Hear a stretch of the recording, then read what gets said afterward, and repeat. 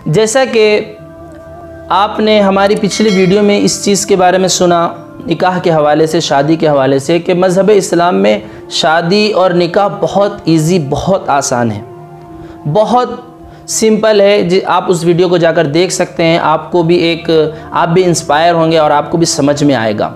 बहरहाल जिस तरह मैंने उसमें कुछ शॉर्ट में बातें बताई थी, इसी तरह इस वीडियो में भी मैं दूसरी चीज़ इस्लाम की डिस्कस करने जा रहा हूँ कि तलाक़। अब इस तलाक़ को लेकर बहुत सारी बातें होती हैं, बहुत सारे जो है कि प्रोपेगेंडे भी हो रहे हैं, और कुछ जो है कि नाम नेहाद टीचर, जो देखिए हमें किसी से कोई तकलीफ़ नहीं है कि कौन क्या काम कर रहा है, वो जो टीचिंग कर रहा है, जो जिस फील्ड का है वो टीच कर रहा है, उससे हमें कोई लेना देना नहीं है। लेकिन एक टीचर को ईमानदार भी होना चाहिए कि वो जो बात बोले रेफरेंस के साथ बोले, और सही और सच बोले, और सर्च करके बोले। अगर बेस सर्च और अपनी अटकल और थोड़ी बहुत जो है कि रिसर्च के साथ अगर वो बोलता है, तो ये बेशक बिलखुसूस जब किसी रिलीजन के बारे में बोला जाता है तो उस रिलीजन को बदनाम करने वाली बात हो जाती है। फिर अगर हम ऐसे पे टॉपिक पे बयान बना दें या कोई वीडियो बना दे, तो फिर कहते हैं कि हमारी आधी वीडियो कट करके बता दिए, शॉर्ट वीडियो कट करके बता दिए। तो ऐसी बात नहीं है। पहले मैं तलाक़ को एक्सप्लेन कर देता हूँ कि तलाक़ की कई किस्में हैं, लेकिन मैं आपको पहले ये बता दूं कि लोग जो ये एतराज़ करते हैं कि शादी एक इतना प्यार भरा, मोहब्बत भरा रिश्ता होता है, इतने दिनों का रिश्ता होता है, क्या 2-3 लफ्ज़ तलाक़ बोल दिए तो सारा रिश्ता ख़त्म? तलाक़ बोलते ही सारा रिश्ता ख़त्म? ऐसे कैसे हो सकता है? तो मैं आपसे ये सवाल करना चाहता हूँ कि आप जिस तरह इस्लाम के इस रूल को, तलाक़ के इस रूल पर जो है कि आप अगेंस्ट हैं इसके और इसके ख़िलाफ़ बोल रहे हैं, या आपको ये बात समझ में नहीं आ रही है, तो जिस तरह आप तलाक़ के हवाले से सोच रहे हैं, तो उससे पहले निकाह के बारे में भी तो कुछ जान लीजिए। निकाह में भी जिस तरह तलाक़ में तलाक़ बोल देने से वो रिश्ता टूट जाता है, निकाह में क्या होता है? निकाह में भी तो वही होता है कि अगर 2 बंदों के सामने एक बंदा ये बोल दे कि मैं तुमसे निकाह करता हूँ, क्या तुम्हें कबूल है? वो कह दे हाँ कबूल है, बस हो गया। बस यही कबूल कबूल लफ्ज़ बोलने से जब निकाह बन जाता है, वो लड़की जिसको शरीयत इस्लामिया के लिहाज से वो एक अनजान लड़की, जिसको देखना गुनाह, जिसको छूना गुनाह, जिसके साथ तन्हाई इख्तियार करना गुनाह है, लेकिन सिर्फ लफ्ज़ कि कबूल है बोलने से उसके साथ उसको देखना भी जायज़ हो गया, उसके साथ सारे मामला जायज़ हो गए।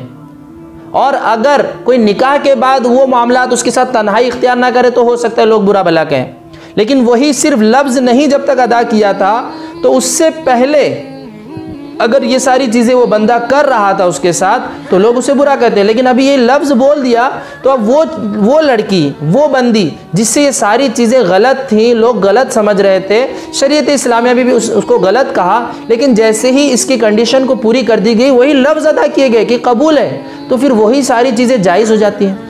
जब लफ्ज़ से वो सारी चीज़ें जायज़ हो जाती है, इसको आप एक्सेप्ट करते हो, तो फिर इसको क्यों नहीं एक्सेप्ट करते कि उसी लफ्ज़ से अगर वो तलाक़ बोल दे तो वो रिश्ता टूट जाए? क्यों नहीं एक्सेप्ट करते? अगर आप इंसाफ की नज़र से इस बात को सोचेंगे, समझेंगे, अगर आपका ज़मीर ज़िंदा है, अगर आप इंसाफ से सर्च करना चाहते हैं मज़हब इस्लाम के रूल्स को, तो मैं आपको यकीन दिलाता हूँ, अगर आप हकीकत में सही मानों में अगर इसको सर्च करेंगे तो आपको यकीन हो जाएगा कि इसके सारे कानून बहुत सीधे, सिंपल और बहुत बेहतरीन हैं। और जो लोग ये कहते हैं कि तलाक़ की ज़रूरत ही क्या है और इतने महंगे से, इतने बड़ी मुश्किल से शादी, मैंने उस वीडियो में पहले ही बता दिया कि निकाह बहुत ईजी है, बहुत सिंपल है, आप उसके हिसाब से कीजिए। और रही बात तलाक़ का ऑप्शन मज़हब इस्लाम में क्यों रखा है, आप भी जानते हैं, मैं भी जानता हूँ कि 2 दोस्त क्यों ना हो, बाप बेटे में भी किसी राय में जो है कि इख्तिलाफ हो जाता है, और मियाँ बीवी में भी इख्तिलाफ होता रहता है, भाई जो एक ही खून है, एक ही DNA, लेकिन उनमें भी इख्तिलाफ हो जाता है। क्या पता चला? जब दिमाग अलग अलग होंगे तो सोच भी अलग अलग होगी। जब सोच अलग अलग होगी तो बहुत सारी जगह पर टकराव होगी। जब टकराव होगी तो अगर उस रिश्ते को बचाना चाहते तो कॉम्प्रोमाइज़ करना पड़ेगा, समझना पड़ेगा, और नहीं समझना चाहते तो फिर उसको तोड़ना पड़ेगा। तो मज़हब इस्लाम ने ये रूल रखा है कि मियाँ बीवी की ज़िंदगी कोई खेल नहीं है, कोई दोस्ती नहीं है, टूट गई तो टूट गई, कोई फ़र्क नहीं पड़ता। नहीं, इसके लिए बहुत अहमियत है। मैं आपको हदीस पाक के ज़रिए से समझाना चाहता हूँ। मज़हब इस्लाम में तलाक जायज़ है, जायज़ यानी कर सकते हैं, लेकिन करने के बावजूद भी ये नापसंद चीज़ है। क्यों?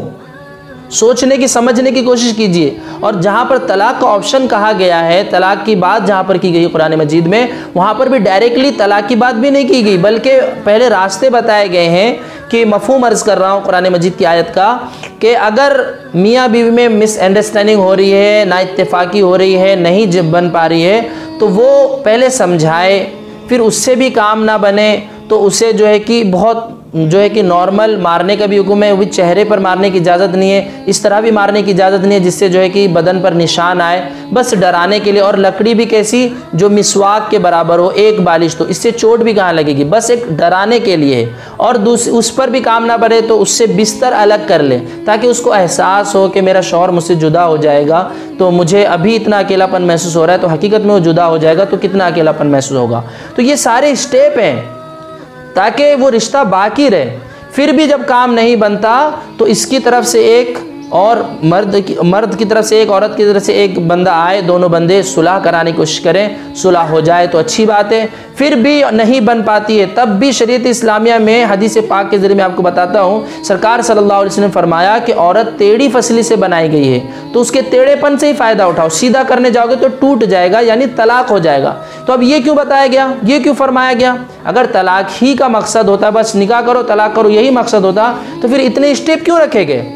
फिर सरकार ने ये क्यों फरमाया कि उसके टेढ़ेपन से ही फ़ायदा उठाओ? फिर एक हदीस में ये भी आता है जिसका मफहूम है कि तुम्हें उनकी कुछ बातें बुरी लगेंगी तो कुछ बातें अच्छी भी लगेंगी, तो हमें उस बात पर भी तवज्जो देनी है। और हमारे असलाफ़ किराम, बिल्कुल सहाबा किराम की सीरत से भी बात मिलती है कि वो बीवियों के मामले में कितनी नरमी इख्तियार फरमाते थे।